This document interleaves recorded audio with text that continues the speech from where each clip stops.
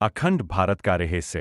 काशी के प्राचीन घाटों पर, जहां गंगा की लहरें सदियों का इतिहास गुनगुनाती थीं, वहीं से कुछ ही दूरी पर स्थित था अखंड ज्ञान मंदिर, भारत का सबसे विशाल और प्राचीन अभिलेखागार। यहाँ युगों से संचित ज्ञान, हस्तलिखित ग्रंथों से लेकर क्वांट में एन्क्रिप्टेड डेटा तक, एक ही छत के नीचे सुरक्षित था।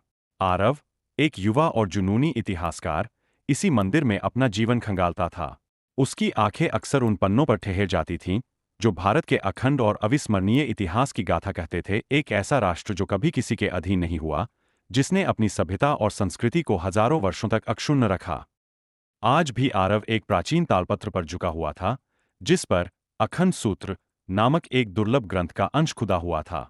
यह ग्रंथ भारत के शुरुआती दार्शनिकों में से एक ऋषि विदेह द्वारा लिखा गया माना जाता था। आरव ने कई बार इसे पढ़ा था, लेकिन आज कुछ अलग था। एक पंक्ति जो पहले कभी उसका ध्यान नहीं खींच पाई थी, अचानक उसकी आंखों में चुभ गई। अदृश्य का पर्दा, मौन का आवरण, सत्य का विस्मरण। यह पंक्ति भारत के ज्ञात इतिहास से बिल्कुल विपरीत थी। भारत का इतिहास तो हमेशा स्पष्ट और गौरवशाली रहा था। यहां कभी कोई अदृश्य पर्दा या मौन का आवरण नहीं आया था। आरव ने तुरंत डिजिटल अभिलेखागार में इस वाक्यांश को खोजना शुरू किया। परिणाम चौंकाने वाले थे। अदृश्य का पर्दा या मौन का आवरण जैसे शब्द किसी भी आधिकारिक ग्रंथ में नहीं थे। यह ऋषि विदेह के लेखन में एक अनोखी विसंगति थी। आरव का मन बेचैन हो उठा। क्या यह सिर्फ एक काव्य पंक्ति थी, या इसमें कोई गहरा अर्थ छिपा था? उसने उस तालपत्र की डिजिटल प्रतिलिपि को जूम किया और पाया कि उस विशेष पंक्ति के नीचे एक सूक्ष्म, लगभग अदृश्य प्रतीक खुदा हुआ था, एक चक्र जिसके केंद्र में एक बिंदु था। यह प्रतीक उसने पहले कभी नहीं देखा था। अगले कुछ दिनों तक आरव ने खुद को इस रहस्य में डुबो दिया। उसने ऋषि विदेह के अन्य ग्रंथों को खंगाला, लेकिन कहीं भी उस प्रतीक या उस वाक्यांश का कोई और संदर्भ नहीं मिला। यह ऐसा था मानो वह पंक्ति और प्रतीक किसी और दुनिया से यहां आ गए हों। उसकी जिज्ञासा अब एक जुनून में बदल चुकी थी। एक शाम, जब आरव देर रात तक अभिलेखागार में काम कर रहा था, तो उसने महसूस किया कि कोई उसे देख रहा है। उसने मुड़कर देखा, लेकिन गलियारे खाली थे।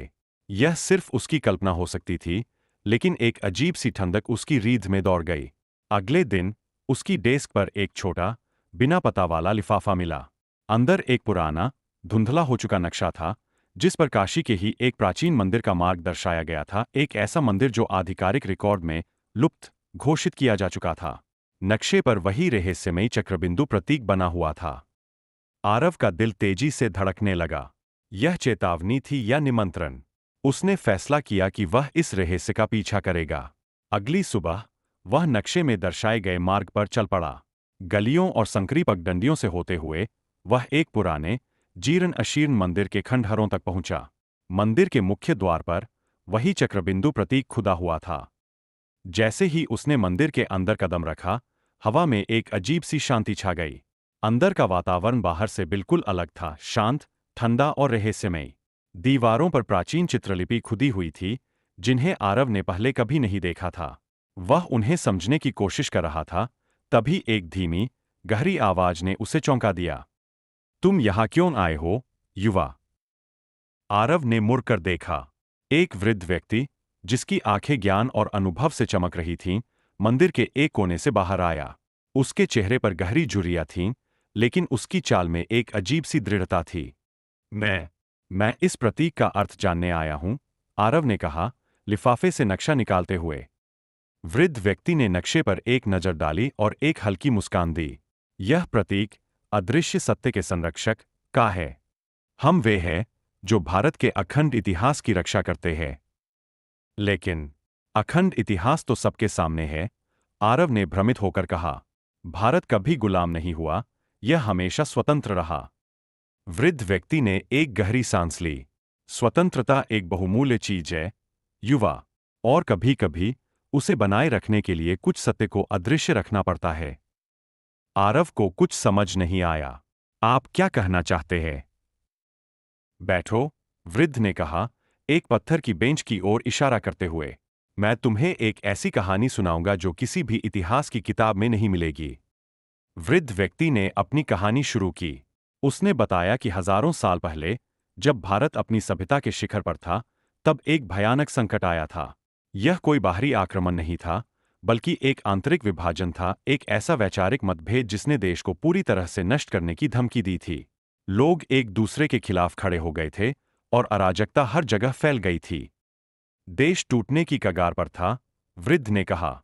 तब ऋषि विदेह जैसे कुछ दूरदर्शी दार्शनिकों और वैज्ञानिकों ने एक योजना बनाई। उन्होंने महसूस किया कि यदि यह विभाजन जारी रहा, तो भारत का अस्तित्व ही मिट जाएगा। उन्होंने एक मौन प्रतिज्ञा ली, एक ऐसी प्रतिज्ञा जिसके तहत उन्होंने उस भयानक समय को इतिहास से मिटाने का फैसला किया। उन्होंने अदृश्य सत्य के संरक्षक नामक एक गुप्त संगठन बनाया। उनका उद्देश्य था उस विभाजन के सभी निशान मिटाना और एक ऐसे इतिहास का निर्माण करना जहां भारत हमेशा एकजुट और स्वतंत्र रहा हो। आरव अवाक था। आप कह रहे हैं कि भारत का इतिहास झूठा है? नहीं, युवा, वृद्ध ने कहा। यह झूठा नहीं है। यह संशोधित है। उस भयानक कालखंड को मिटा दिया गया ताकि आने वाली पीढ़ियां उस विभाजन के बीज को फिर से न बो सकें। यह एक दर्दनाक निर्णय था, लेकिन उस समय के लिए आवश्यक। उन्होंने एक अखंड भारत का विचार गढ़ा और उसे हर पीढ़ी में स्थापित किया। उन्होंने सुनिश्चित किया कि कोई भी उस मौन प्रतिज्ञा के बारे में न जान पाए। लेकिन क्यों? आरव ने पूछा। सत्य को दबाने से क्या फायदा? क्योंकि सत्य कभी कभी विनाशकारी हो सकता है, वृद्ध ने समझाया। उस विभाजन ने इतनी करवाहट पैदा की थी कि यदि उसे याद रखा जाता, तो वह कभी ठीक नहीं होती।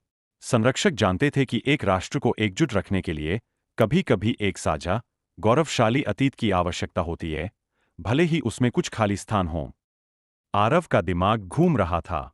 जिस इतिहास को वह अपना जीवन मान बैठा था, वह एक सावधानीपूर्वक निर्मित कहानी थी। भारत की अखंडता, उसकी निरंतर स्वतंत्रता, क्या यह सब एक भ्रम था? और वह प्रतीक?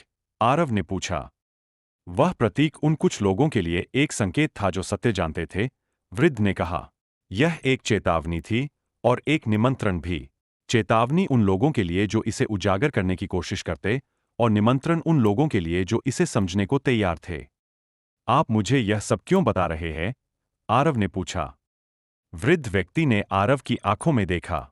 क्योंकि तुम उस सत्य को खोजने के लिए पर्याप्त जिज्ञासु हो, और क्योंकि हर पीढ़ी में हमें नए संरक्षकों की आवश्यकता होती है। मैं अब बूढ़ा हो चला हूं। आरव को एक गहरा सदमा लगा। उसे इस रहस्य का भार उठाना होगा।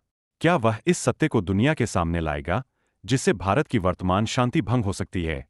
या वह इसे गुप्त रखेगा, जैसा कि उसके पूर्ववर्तियों ने किया था, ताकि राष्ट्र की एकता बनी रहे?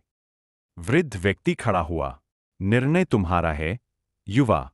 सत्य को उजागर करना एक तलवार की धार पर चलने जैसा है। यह मुक्ति भी दे सकता है और विनाश भी ला सकता है। आरव ने मंदिर की दीवारों पर खुदी हुई चित्रलिपियों को फिर से देखा। अब वे उसे एक अलग कहानी कह रही थीं, एक ऐसी कहानी जो गौरव और बलिदान, सत्य और मौन के बीच झूल रही थी। वह जानता था कि उसका जीवन अब कभी पहले जैसा नहीं रहेगा। भारत की अखंडता का रहस्य अब उसके कंधों पर था, और उसे नहीं पता था कि वह इस भार को कैसे संभालेगा। क्या वह एक नया अध्याय लिखेगा या पुराने को ही दोहराएगा? मंदिर के खंडहरों में हवा में एक अजीब सी शांति थी, जो उसके अंदर चल रहे तूफान से बिल्कुल विपरीत थी। और आरव को पता था कि यह सिर्फ शुरुआत